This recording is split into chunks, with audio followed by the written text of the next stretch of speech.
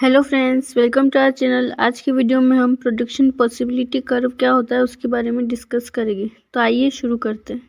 Production possibility curve और frontier is a graphical representation of maximum combination of two goods and economic and produce. मतलब ये कि production possibility जो curve होता है ये एक ग्राफिकल रिप्रेजेंटेशन होता है कॉम्बिनेशंस के, दो गुड्स जो कि इकोनॉमी के अंदर प्रोड्यूस किए जाते हैं हमारे, उन दो गुड्स के अधिक से अधिक, ज़्यादा से ज़्यादा मैक्सिमम जो कॉम्बिनेशंस होते हैं उनका ग्राफिकल रिप्रेजेंटेशन होता है। आप सोच रहे होंगे कि maximum combination of two goods मतलब ये कि the resources of an economy are limited, यानी कि हमारे इकोनॉमी में जो रिसोर्सेज है जिनके द्वारा हम प्रोडक्शन करते हैं किसी भी चीज़ का, वो रिसोर्सेज लिमिटेड है, उनकी एक लिमिट है।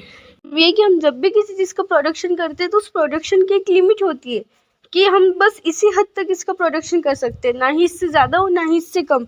इसकी एक लिमिट होती है, इसकी एक क्वांटिटी फिक्स्ड होती है कि हम ना ही इससे ज़्यादा कुछ कर सकते हैं और ना ही इससे कम कुछ कर सकते हैं। It means that limited goods and services can be produce with the given resources. वही जो मैंने आपको बताया अभी कि हमारे यहाँ पे इकोनॉमी में रिसोर्सेज लिमिटेड है, तो लिमिटेड रिसोर्सेज से हम लिमिटेड गुड्स और सर्विसेज ही प्रोड्यूस कर सकते हैं।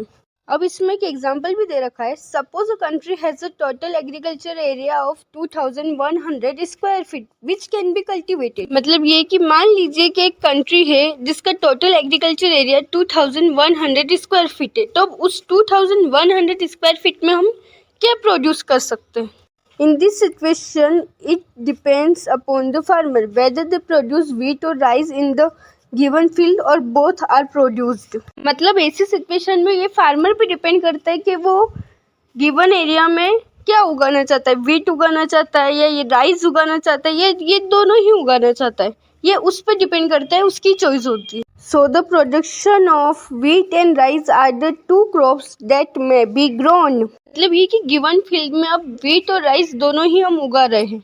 तो now the farmer have choice that how much wheat is cultivated and how much rice is cultivated.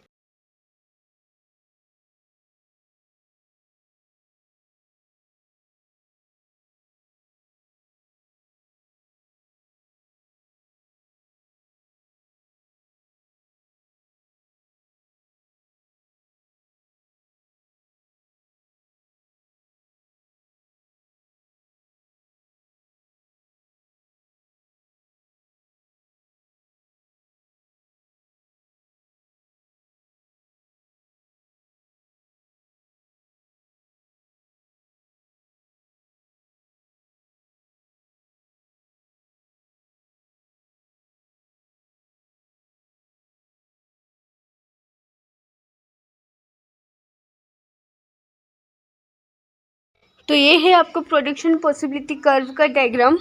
आपको दिख रहा होगा कि यहाँ पे नीचे की साइड गुड 1 लिखा हुआ है और ऊपर की साइड में गुड 2 लिखा हुआ है। यानी कि हम हमारे एग्जाम्पल के अकॉर्डिंग देखें तो गुड 1 को आप व्हीट मान लीजिए और गुड 2 को राइस मान लीजिए। तो अब इन दोनों के फील्ड में ग्रो होने की जो संभावना है उसे ही ग्राफिकली इस डायग्राम में रिप्रेजेंट किया गया है। ये तो मैंने आपको समझाने के लिए बताया कि व्हीट मान लीजिए गुड 1 को या गुड 2 को राइस मान लीजिए, लेकिन अगर आपके एग्जाम में ही क्वेश्चन आएगा तो मुश्किल से 1 या 2 मार्क्स का आएगा, जिसमें आपसे प्रोडक्शन पॉसिबिलिटी कर्व का कोई या तो डायग्राम पूछ लेगा वो इंसान, या तो उसकी डेफिनेशन पूछ लेगा, उससे ज़्यादा और कुछ भी नहीं पूछेगा। इसलिए आपको अगर प्रोडक्शन पॉसिबिलिटी कर्व का डायग्राम पूछते हैं एग्जाम में तो आपको सीधा का सीधा ये डायग्राम आपको एग्जाम में बना देना है। के अलावा इस डायग्राम में आपको और कुछ भी एक्स्ट्रा नहीं करना है, बस ये डायग्राम आपको एग्जाम में जाके बना देना है।